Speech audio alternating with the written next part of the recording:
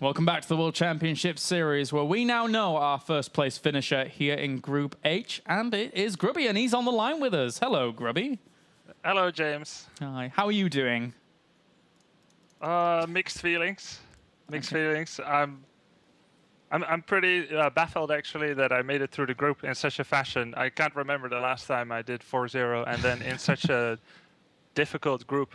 I can't help but feel that I got lucky because it's completely against my expectations. Did you put a lot of practice coming into today's group? You know, I tried, but the last few weeks have been pretty tough for me and my family. That's also why I'd like to dedicate this this victory, this small little victory, to my grandmother who just passed away 1 week ago. It's very, very tough for me and my family. Mm-hmm. She was sick for some time, and she was getting older, and she had lived for too long without her husband. But we're very sad to see her go because we all had adored her, and I can't help but feel that she helped me today. Well, you did 4-0 and you are in first place, and do come to join us once again in the round of 16. So, of course, a massive congratulations from us. As always, Manuel, we're secretly, as always, your cheer ladies, girls, and stuff. Yeah. You know, Cheerleaders. Yeah, cheerleaders. You know that. I've got the hair for it. It's okay. Clarice is always ready to get his pom-poms out any time of the day for you, Grubby. Thanks for cheering me up. From that. Don't want to make it too heavy, right? What are your I'm well pleased that I made it and that you guys are happy for me. Thank you. As always, Grubby, you always are. What are your expectations? What are your goals for 2014, Grubby? Are you looking at big things? Are you going to see you dominate this WCS this season or the next? To be honest, I hadn't looked that far ahead yet, but I can't help but feel that a lot of business and unfinished business that I had are somewhat behind me. So if nothing unexpected happens, I do hope that I'll be able to show my face a lot more than I have in the last month or so. And I don't want to say too much, but I'm very eager to participate in more tournaments and Home Story Cup. Maybe, you know, any other tournaments that are coming next month will be very nice. All right. And of course, get back to streaming. Yes. Yeah. Yeah, it's been way too long, Sean.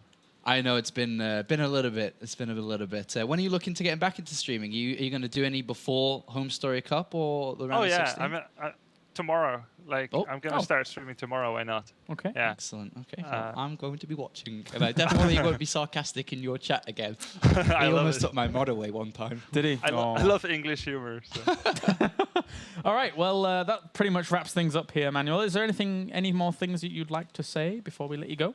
You're such a gentleman. I do have a few words. I'd like to thank all my practice partners. They know who they are. Thanks a lot. I feel like they're probably just as surprised as me that, that I won today. They were all so polite. They didn't say, "Man, you suck," but they won a lot of games, and I had a kind of clarity of mind today. So I think I apologize to them for not being better practice for them in those days, but hopefully it'll be up from here on out. Anyway, thanks to all of them. As always, a huge thanks to Cassandra for her constant support in the last 8 years already. Wow. And a big thanks to BenQ for supporting me through my ups and downs. And the same goes to all my supporters and fans out there cheering for me. It makes me enjoy every day doing what I do. So thanks a lot. All right. Well, thanks very much, Manuel, and we'll see you in the round of 16. Bye for now. See you there, man. Bye. Bye-bye. Wow, Grubby, what a man. Wow. What a guy. Well, he is our first place finisher in today's group and our 15th player into the round of 16. But it is time to start the journey towards the 16th player. Who is it going to be? There's 3 players left. And this next series is going to be a good one because the 2 players a lot of people considered to be in that winners final are now found in the lower game, and one of them is going to be eliminated. It's going to be VortiX or Patience. This is actually a pretty big game. Let's just cut to the chase here. It's VortiX. We've talked and hammered on it already today. The most successful European player we've had in the WCS over the years. even if you think back to 2012, before the real WCS really kicked off, he was a finalist and a second-place finisher in the original WCS. So he's just always had a fantastic run and record within the tournament. But he goes up against Patience, who's looking to make that splash in the European scene. He lives and works and trains hard in Germany. He's debuted into the Premier League. He wants to go far in this tournament. He definitely is feeling pressured coming into today's group because it is a difficult group. But one of these players will be eliminated. They will. So let's jump into it, guys. Series 4 of the night now. One of these is going back down to Challenger, as we have spawning down to the bottom left-hand corner our red Zerg. Representing Team Mouse Sports, it is VortiX. And down to the bottom right-hand corner our Korean Protoss. Representing Alien Invasion, it's Patience. Yes. So, Patience, I mean, we've seen a little bit from him today. Haven't really seen that much of him over the last couple of months, especially after his big DreamHack run. But today we saw him, let's just say, not quite live up to his name, if you get what I'm saying. And he did make a couple of impatient mistakes. So hopefully that can be adjusted, and a couple of words from teammates like Golden, like his play manager, have said something to him towards that, and maybe just realized himself. But traditionally, he's actually a very clean and aggressive Protoss player. He's very precise on his timings. He's very critical, I think is the best way to describe him. When he tries to hit his strikes, he always hits them with critical strikes and the added extra bonus and so on and so on. And he usually ends up being quite the fierce opponent. VortiX, on the other hand, though, is a player who, I think you kind of said it before in that last cast, is like Sulky, like that guy, that name. Yeah. VortiX, for me, is the European Sulky, who is talented. He can play any style. He's, impressively defensive. He's magically aggressive at the right times as well. He understands the game and just plays out a beautiful Zerg style with anything. It can be Swarmos, Mulus, Lings, Roaches, any unit, any strategy, any style. VortiX can do it. And it really makes him stand out above the rest for me. Yeah, he does what he wants, that's for sure. Patience, likewise, though, I feel that, when we saw him playing in things like Intel Extreme Masters Cologne, for example, he really made his name, in my mind, off of this matchup. In terms of continuing on past the Pulse and the innovations that he beat during that DreamHack, we see like Wild Phoenix plays come out of him in this matchup that have always really stifled his opponents.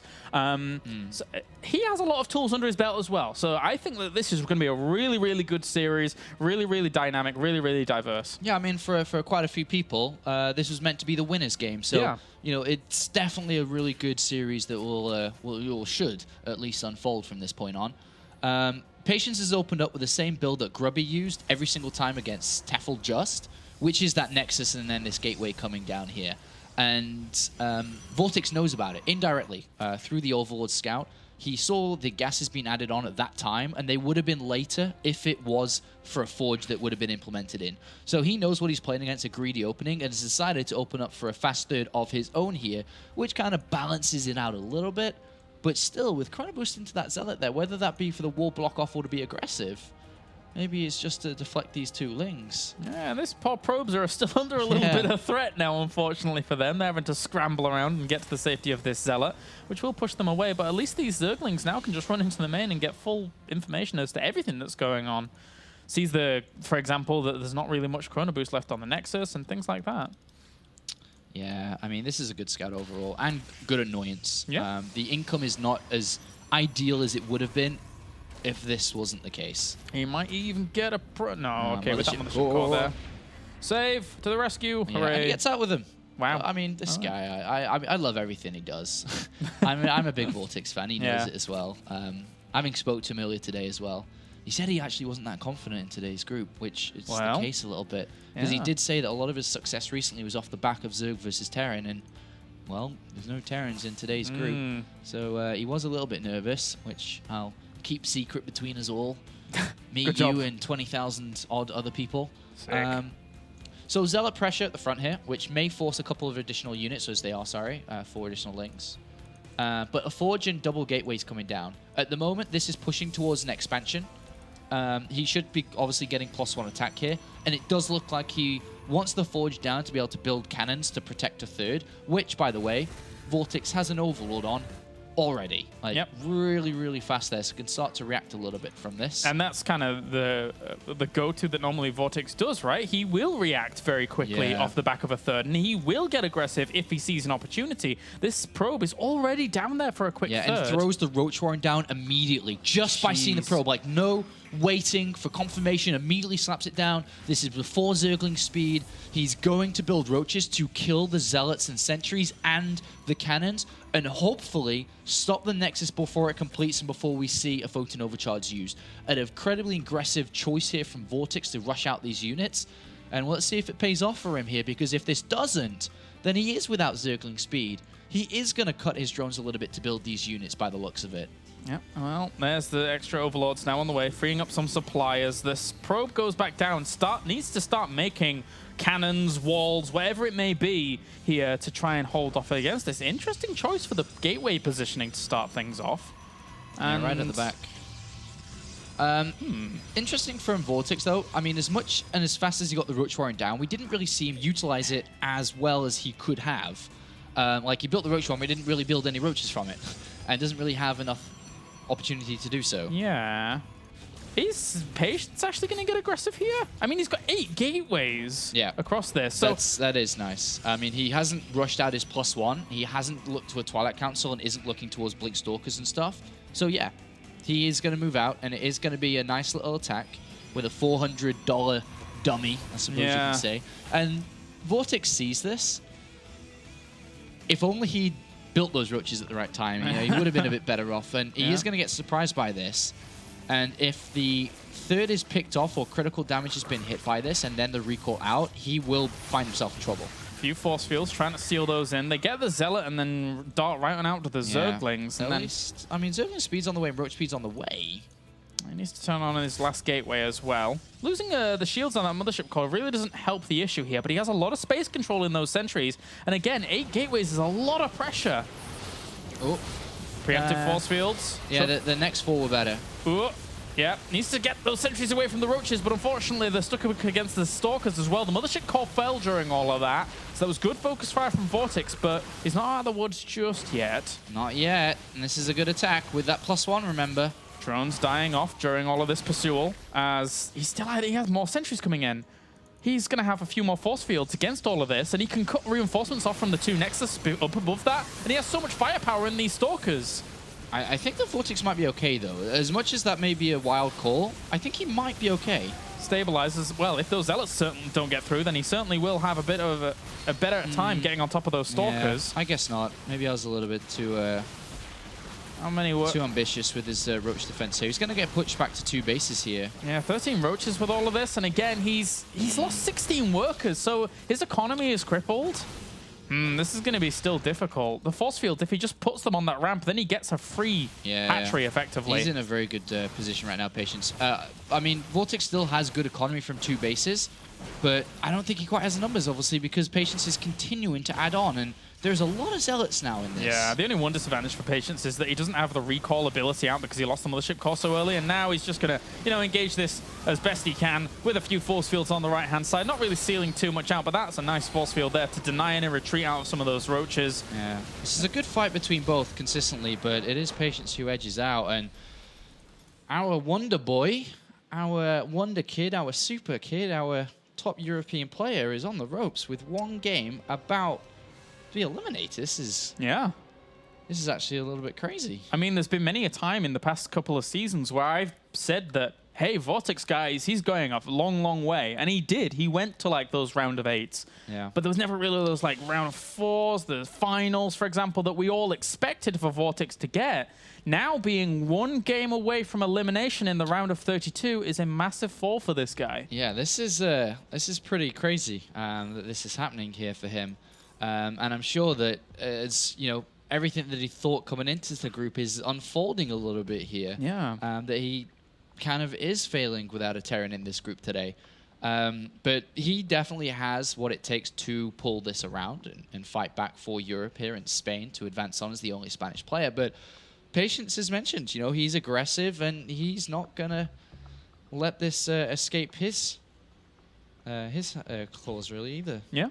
No, you're right. And I mean, I wouldn't expect a huge difference from Patience, but the great thing about the build that he did there is because he did so much damage at the third base, he can just go home and he has a third Nexus and try and keep going from that point on. Yeah. You're a little bit down in terms of tech, but so there is still transitionary methods out. And also, Patience hasn't really revealed all of his tricks, all of his cards. No, that's just one Yeah. of potentially a lot more different types of builds he could use. Against Zerg, since he's going to have to go up against Tefl if he wins this one.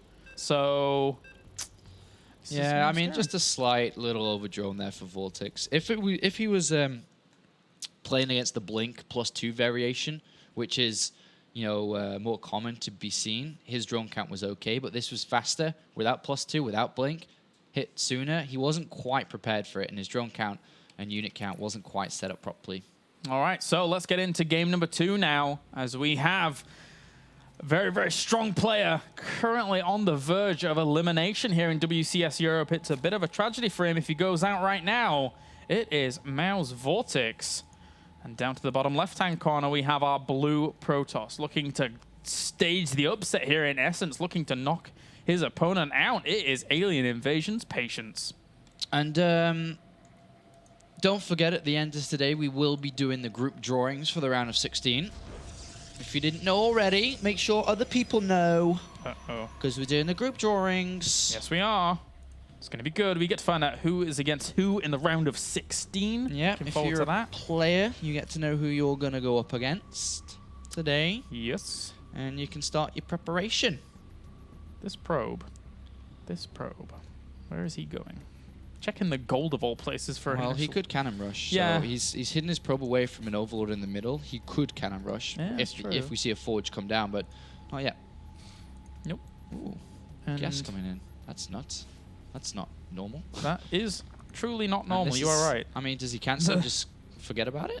Probe comes in, is like, he's going to see a Yeah. gas. Cancelled it. Oh, yeah. So the reason why he cancels is his hand been played. Yeah. He was, let's just put it one way, not impressed with the opening that Patience took in that previous game, with the greed, with the Nexus first, the gateway first. He wasn't happy, and he was looking to all in that opening. Mass Zergling. Yeah. But it didn't work because the probe's here, and he's going to get away with the Nexus first anyway. And I think in the end, we should totally commend Patience's adaptation of, well, I'm going to do the same build anyway, but I'm just going to make sure that you're not fully exploiting that by sending this probe around. So really, really good start here from Patience. I really like that. Yeah, and he even delayed the hatchery by 100 minerals because he had to get the overlord before the hatchery.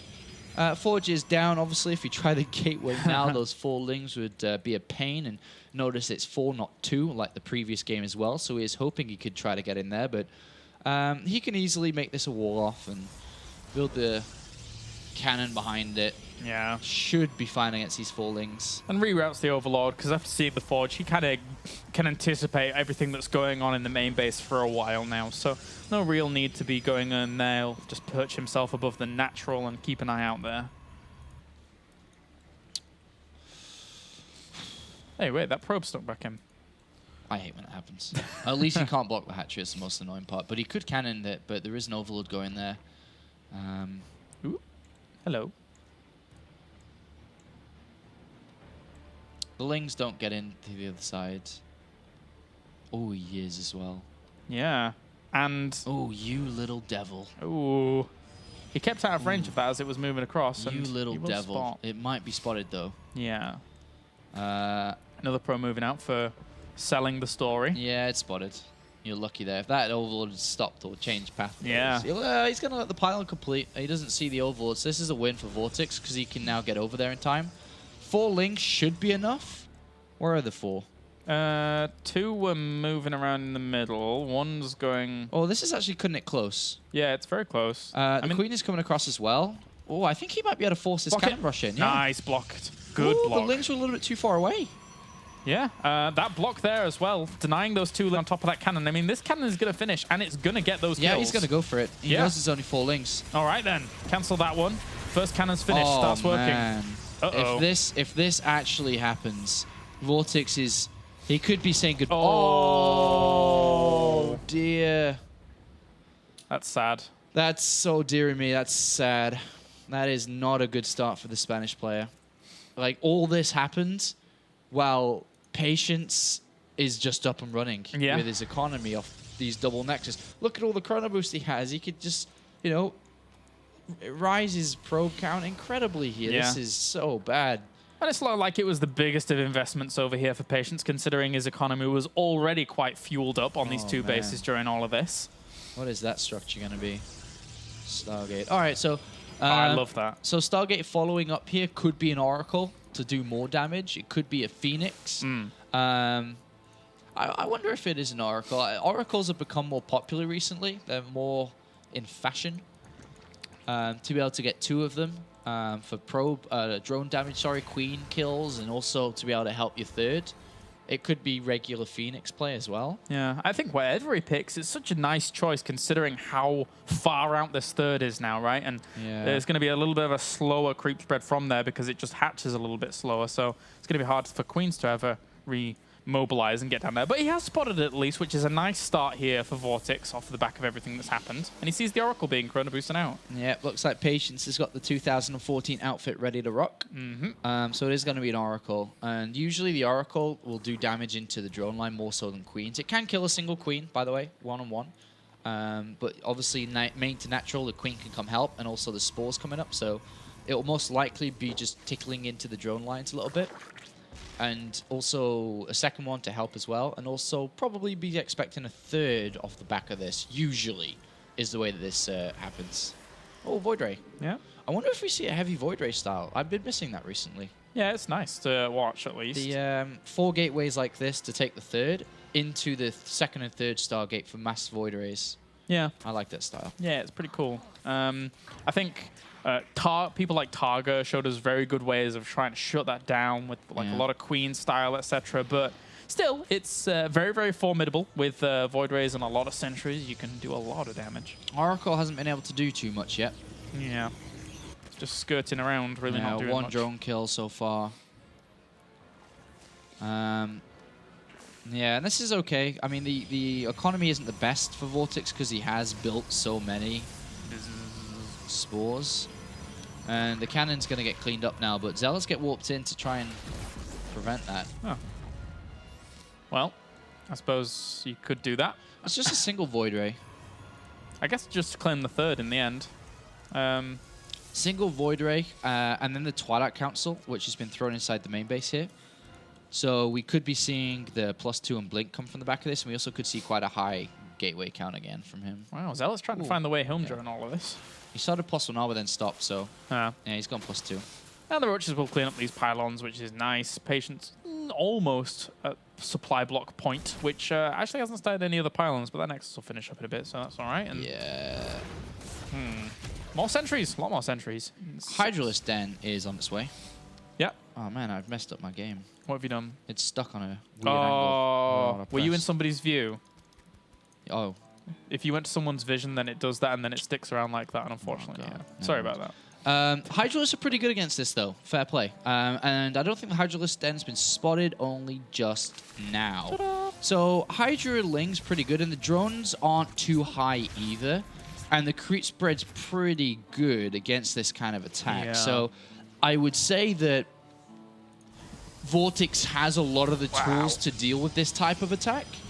But it is going to be pretty intense. It's going to come down a lot to micro here when the +2 completes and Blink completes, because it is a very powerful attack. There's a lot of sentries, which can help cut the Zerg army up. And then, of course, the Stalkers go blinkety-block. I wonder if this will work or not. I mean, VortiX is expecting this now. As you can see, he's building up to a nice army. Loving the wall over here by Patience, and, well, if he just greets this army with force fields, he should be able to push it back a little bit. A few Stalkers are going to be warping in with those gateways extra finishing up. He's powering himself up nicely to start exploding with gateway units. He could catch some units here. Yep.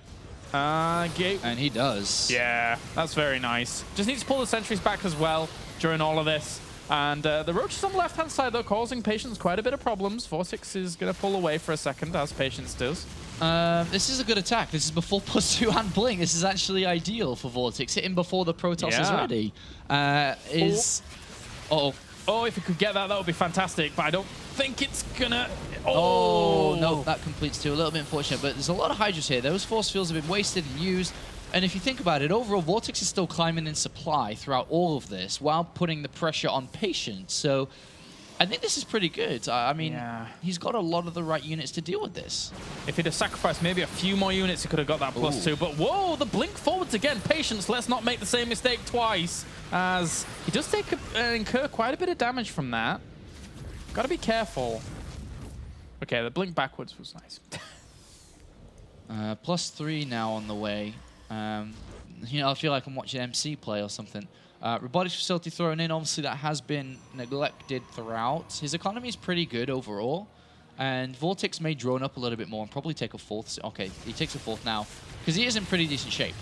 Yes, he is. He is starting to turn this around, and the Devourer of Worlds is getting a little bit angry and starting to turn this around. So this is okay for VortiX. Yeah, grabbed himself a gateway during that. As you mentioned, the 4th did go down. And at least sees the Spire behind this does Patience, but he's going to lose the Oracle because his attention is dead set on his 3rd base. He absolutely does not want to lose too much here.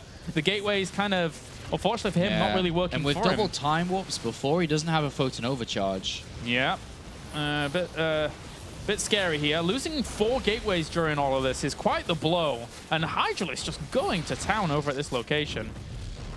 Yeah, that was a lot of damage dealt. Yeah. A interesting switch. Mutalisks. Ah, interesting. Wasn't sure what the play was here with the Spire, but this is interesting. Because obviously, Stalkers with +3 and Blink are pretty good against Mutalisks. Yeah, they are. So this is a very interesting move here. Obviously, the Mutalisk can go towards the main base and have Patience pull back again and can't really attack because then he loses his probe line, but interesting move. Obviously, the later this is scouted, the better for VortiX it is. And it is going to be quite a late scout of it. And he will get surprised inside that main base.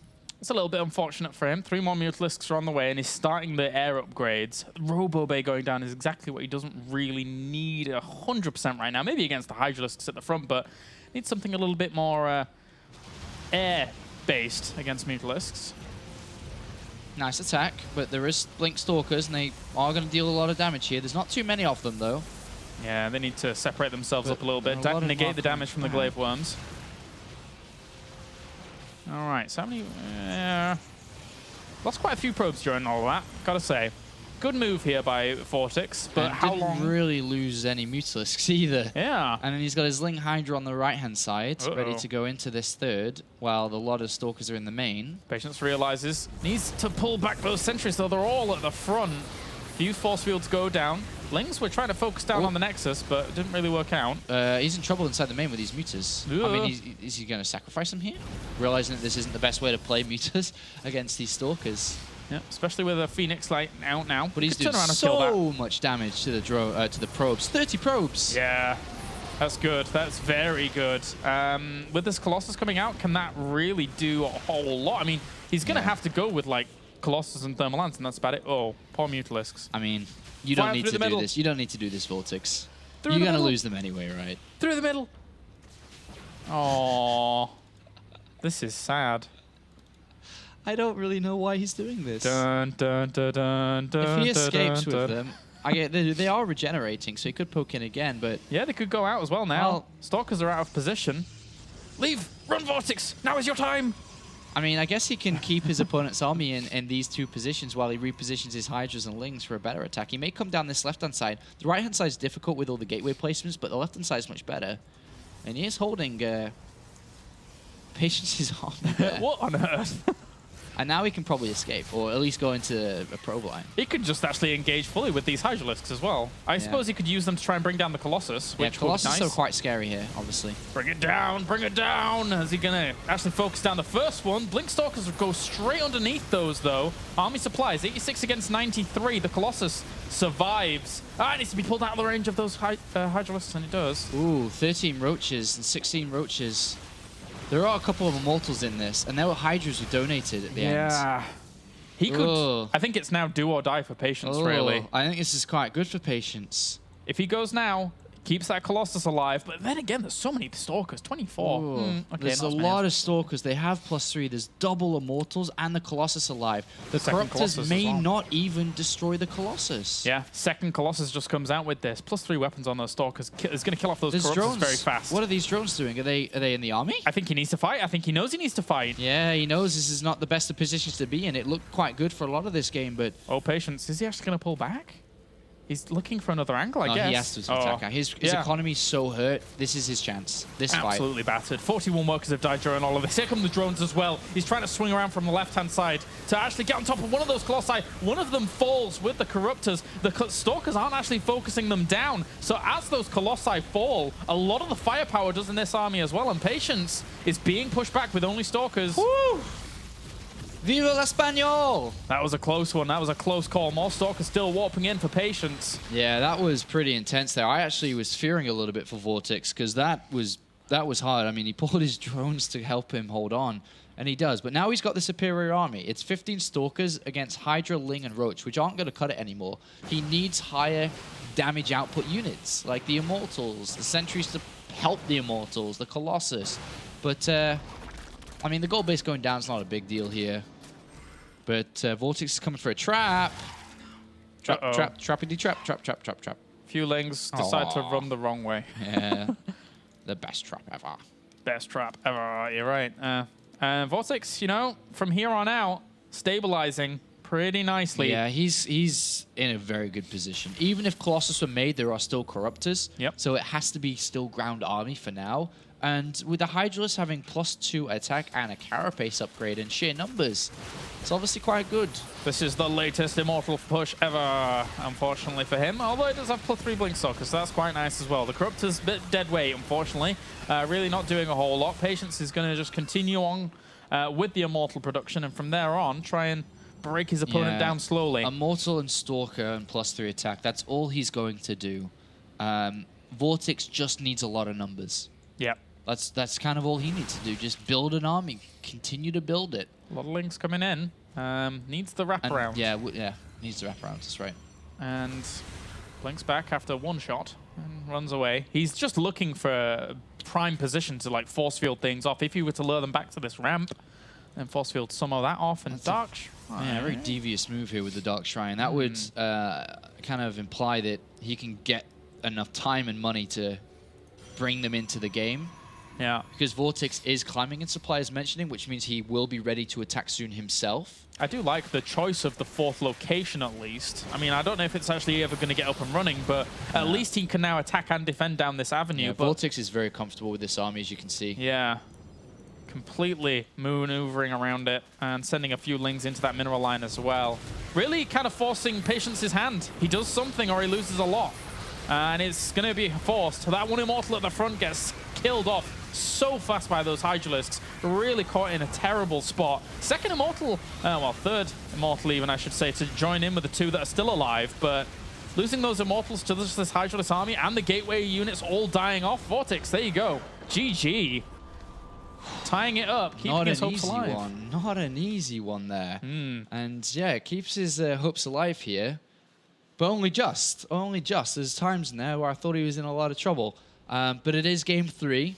Europe still holds, kinda. But overall, I think Patience is doing better in this series. And VortiX needs to go another level if he's going to make it past him.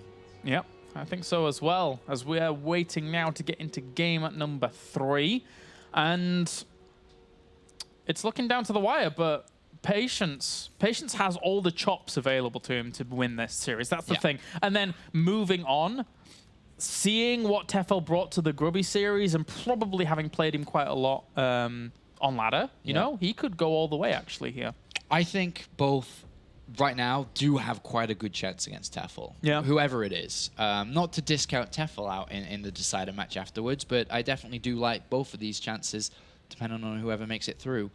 Habitation Station can be a very technical map, especially when played in a very technical way from Protoss. Whether it be the good old classic Immortal push on this map, whether it be the gold base being taken early, there's a couple of weird things that can happen out here. It could be played out standard from Patience, but it also can be played tricky, which the way that Patience likes to play, I wouldn't be surprised if something happened like that.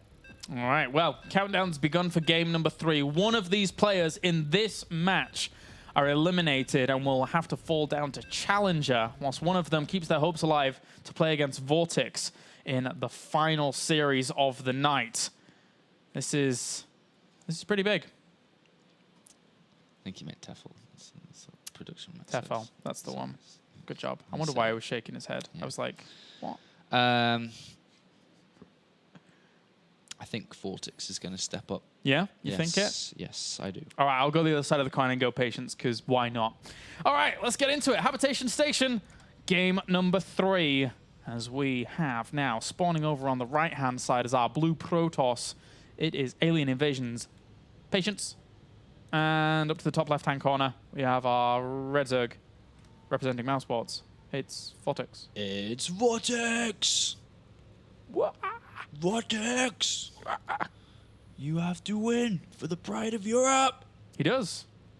Don't let Koreans take our soil! I've just realized I've bet against VortiX, like, just yeah, before. I know, and he's like one of your favorites. Yeah. Oh. Come on, do it anyway. Prove me wrong. VortiX studies in Barcelona. Did you know that? Do you have to say it with like a lisp, isn't it? Barcelona or something? I think you have to do that. I don't know. I just know it as Barcelona. Okay. You're probably right. You're right in a lot of things. I don't know about that. But I don't have no idea. Barcelona. All right. He's one of 2 students in the round of 32. Wellmo being the other one. Yep. Everyone else is full-time. Yep. Patience is going to take the gold base. Who's the youngest player in WCS? Patience. Yes. Yes! Sick. It was a semi-trick question. It was. 15 spawning pool here, obviously, with the probe being over there already. Patience, 19. Something tells me 18, but he recently turned 19. Oh. Damn it. He's born in like 95 or something ridiculous. What? He's like... Yeah. You know, I met one of those kids recently, and I did a test with him. I asked him, what is this? And I showed him a picture of a cassette tape, and he's like, I don't know. I'm like, whoa, whoa, mind blown. I was like, what's this? And it's a floppy disk. I'm like, he doesn't know what that is either. And I was like, do you know this logo? It's Nickelodeon. And he's like, no. I'm like, They still have Nickelodeon. yeah, no, I was trolling with that one. Oh, okay. But anyway. The best and the most annoying thing for VortiX is happening, but the best thing for Patience is the build here. Is the similar type again. Yeah. It's the Nexus Link Gateway. And the way that it's annoying is just think what VortiX wanted to do versus it in game number 2 if it was to happen again, which he had to shy away from. He's building 6 lings. He's going to at least challenge the pylon on the natural back next to the Nexus. It's 8 lings even. So it's at least that, but with the number that he's going up to, he's going to challenge the Zealot when it comes out. Yeah. Oh, and yeah, this is really good because the probe is being dragged away from seeing the links going over there, so he doesn't really know about it. And what you want to be doing at this point as the Protoss is actually chrono boosting into the gateway, because 1 Zealot isn't enough, you need 2. Yeah. Even if they make the wall off complete. He's making more Zerglings as well. Oh, man. Oh. All right, so now you see, so he should be letting chrono boost into that gateway. You kind of need 2 Zealots, or at least really rush out that mothership core. But yeah, he's going to challenge this. Yeah. Yeah, there's the chrono boost and the Zealot. And he could even challenge the Nexus here. He could. Yes, he can. He's actually going to go for it. With 14 lings, they beat 2 Zealots. The mothership core's quite a way away. And he's punishing the greed. If he dances as well with the Zerglings, not actually slash dance, I mean just around the Nexus, how do these Zealots actually deal with this? And if the Zealots come too early, he can surround them too. So just think about that. It's going to fall. This could fall. Mothership core is being chrono boosted out. It's out now, so this is going to be close. Probes are coming to help it. He knows he's in a lot of trouble here. There's still... Oh, the push away. Oh, you crisis management genius, Patience. Yeah, probes really helped that out there. And the Nexus survives. Whew. Chrono Boosted Stalk is coming out now too, which is nice. I'm not sure if that... I think that was Chrono Boosted after the attack. I'm not sure if it was drawing or not. Whatever the case, the Stalk is actually a nice addition to the 2 Zealots and Mothership Core to put pressure back on. When you dedicate to lings like that, it hurts your economy. Yeah. And that means if he's been hurt in his economy, he definitely doesn't have gas right now for Zergling speed. So this counter move is actually really nice, I think, from Patience. Yeah, and he can try and, well, he could have tried to keep just pushing back these Lings, but more to the point, he can just go now with this little army if he wants, two which Zealot, is nice. 2 Stalker, and Mothership Core is a very powerful army. Yeah. And then the Sentry and then the Forge is just the follow-up, Oh, and a second Stalker. which is just for the wall and stuff. So yeah, double Zealot, double Stalker, Mothership Core, very powerful at this stage of the game. There simply aren't any units.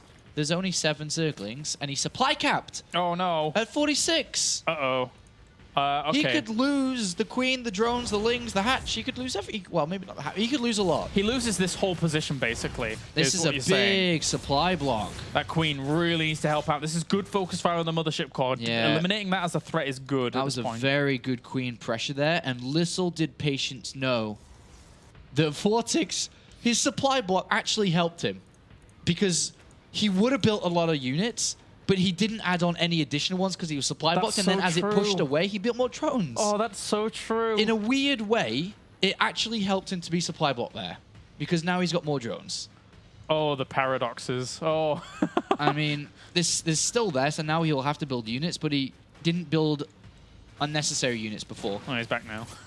All right, so slowing down these Lings. Still going to focus that Mothership Core. Such good control there by VortiX to be stubbornly focusing that down, pushing it away. Yeah, And I can't believe he squeezed out those drones there. He's got a better economy than Patience. That wasn't meant to be the case. Yeah, that was meant to be reversed. The drones were meant to be finishing up about now.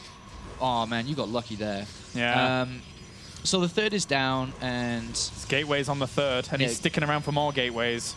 Yeah, it could be similar attack to what finished him off in game number 1. Yeah. And at least VortiX knows that it could be similar because obviously he's experienced it now. He sees that there's no gold base with the Overlord, and with these Lings and Zergling speed about to complete, he's going to move over there. And I think he anticipates the third being down because he's only building roaches. Yeah. His drone count is low, and he's going to be the one putting on the pressure. 46 drones. I think he was up to 62 in the game that he played against the same style. This time, 46, Zergling speed, roach speed. Whoa, that's a lot of Gateways. So 8 Gateways once again. He's trying to fool him out by only showing 3 at the natural. Yeah. Sorry, the third base, but this isn't going to work. VortiX is just building a massive army. He knows that this is the way that Patience wants to play this series out. He's ready for him. He is ready. He is ready. If VortiX starts droning now, I'd be kind of confused because it doesn't make that much sense, but he will only build units, and he is waiting. He sees the army moving out with a Link. Beautiful scout, which means he will continue to build units. And this time, as good as that attack was in game number 1, and nice movement of the army there. Yeah. Baiting. Evading VortiX. really well. All right, a few more Lings. An animal waiting to pounce. Arr. A creature in the grass, ready to strike at will. He's going to get him. He is going to get him. He's going to get him good. It's a tasty meat. Oh, run away. Okay, so he needs to go down that rampant force field right now. And he already goes around expecting the force fields. Beautiful anticipation, and he is ready to pounce. Oh dear. This could be the end of Patience here if he loses this army. If he loses too many sentries, the roaches all over this army, getting sentry after sentry. He's still got some really good force fields, but he's lost so much already. Peekaboo nerd! GG! GG! VortiX takes out Patience here, and unfortunately for Patience, going down to Challenger, and he makes his debut but gets shut down by, of course, the most successful European we have, VortiX. He finds himself in the decider. Yeah. And rematch time. It's very, very important now for him to step it up from what happened in the previous series. But likewise, Tefel, after showing in that first series that he is capable of some fantastic ZVZ, it's going to be good. I mean, the first series of the day was fantastic. Yeah. I thought it was played out really, really well. bad. So I'm excited to see the mind games develop further from not just the best of 3, but over to another one as well. All right, so join us after the break, guys, where we have our final series of the night. One of these Zergs is going through. It's going to be either VortiX or Tefel.